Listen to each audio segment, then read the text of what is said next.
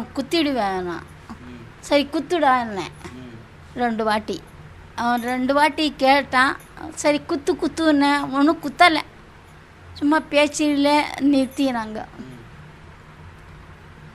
ஒரு சமயம் எனக்கு குத்திடுவாங்கன்னு பயம் மனசில். ஆனால் குத்தாமல் பேசினே இருந்தான். சின்ன வயசு பையன்தான்.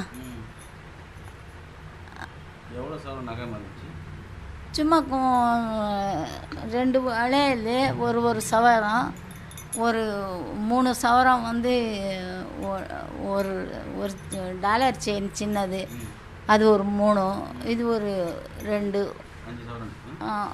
5-6 சவரம். இந்த சவரம் பண்ணுறதுக்கு எடுத்துன்னு வராங்க பெட்டியில் வச்சுன்னு. அந்த அதே கத்தி தான். ஒன்றுமே சொல்லலை, ஓடி வந்த தபன்னு.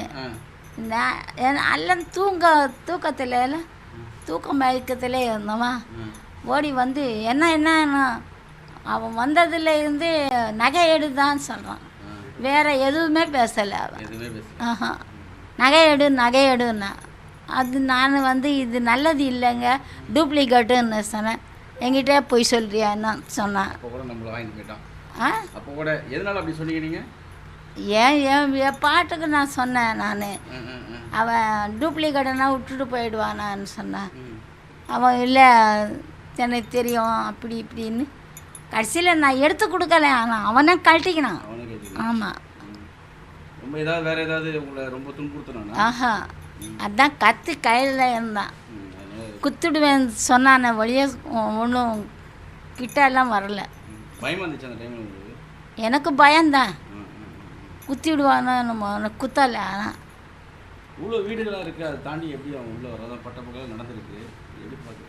எங்கெங்க நிறைய இருக்குது. எல்லோரும் சின்ன குடுத்தனம் தானேங்க. 2 பசங்க இருக்கிறாங்க, புருஷன் பொண்டாட்டி இருக்கிறாங்க. நிறைய முந்தி மாதிரி வந்து 4-5 குழந்தைங்க பெற்று எங்கே வளர்க்குறாங்க. என்ன கோரிக்கை வைக்கிறீங்க? இந்த மாதிரி நடக்காமல் மற்றவங்களுக்கு நடக்காமல் இருக்கிறதுக்கோ, இல்லை உங்களை மாரி யாராவது வந்து அட்டாக் பண்ணால், வயசான அட்டாக் பண்ணால் என்ன சொல்ல வரீங்க? நீங்கள் ஓரளவுக்கு சமாளிச்சிருக்கீங்க.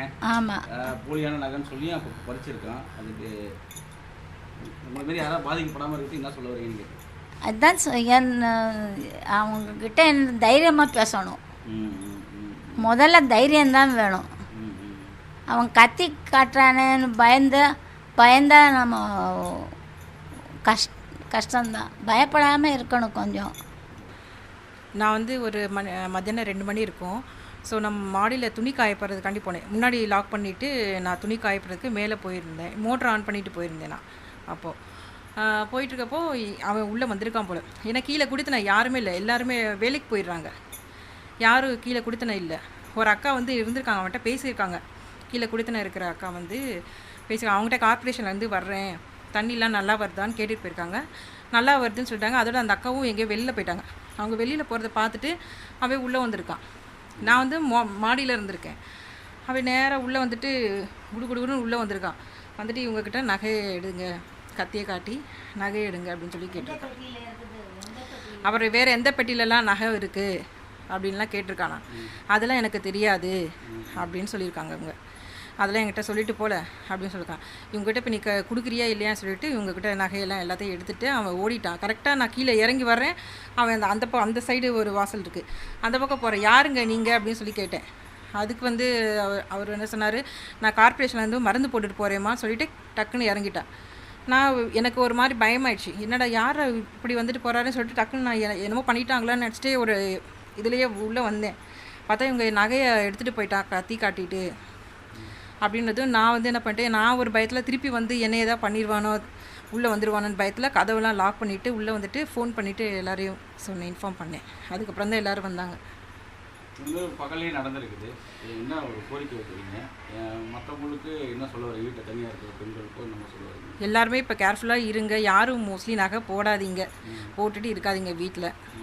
என்னை பொறுத்தவரை அதுதான். அதே மாதிரி லாக் பண்ணி வச்சுருங்க. யார் வந்தாலுமே வந்து டக்குன்னு வந்து கதவை ஓப்பன் பண்ணுங்க, யார் எனக்கு கேட்டுருங்க. எல்லாருமே வாசல்லே அனுப்பி விட்ருங்க. அதுதான்.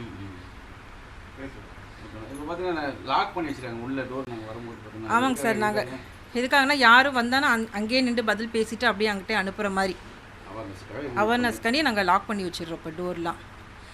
ஏன்னா இப்போ கொரியருக்கு நிறைய பேர் வர்றாங்க, யார் வர்றாங்க யார் என்ன பண்ணுறாங்கன்னு நம்மளுக்கு தெரிய மாட்டேங்குது இப்போலாம். ஸோ அதனாலவே நாங்கள் டோர் வந்து லாக் பண்ணி வச்சுட்டோம். கார்பரேஷனுடைய இதுலேருந்து வரதா சொல்கிறாங்க. அது வரவங்களுக்கு என்ன கோரிக்கை வைக்கிறீங்க? கார்பரேஷன் என்ன சொல்லுங்கள்? சில பேர் நல்லவங்களும் வருவாங்க, அதிகாரிகளும் வருவாங்க, வேலை பார்க்குறவங்களும் வருவாங்க. இப்போ இதேமாரி அவங்க பயிரை பயன்படுத்தினால என்ன கோரிக்கை வைக்கிறீங்க? ஐடி கார்டு ஏதாவது போடணும்? ஐடி கார்டு போட்டிருந்தார் அவர். போட்டிருந்தாரா? அவரை வந்து ஐடி கார்டெலாம் போட்டுட்டு பக்காவாக வந்திருக்காரு. நம்மளுக்கு வந்து டவுட் வராத மாதிரியே, அவனை பார்த்தாலே டவுட் வராத மாதிரி வந்திருக்காரு. மாஸ்க்லாம் போட்டு வந்திருக்கான். அந்த மாதிரி வரப்போ நம்மளுக்கும் வந்து டக்குன்னு ஒருவேளை அவங்க தான் வர்றாங்களும் கூட நம்ம நினைக்க முடியும். ஸோ அதனால் வந்து யாருமே நம்பாதீங்க.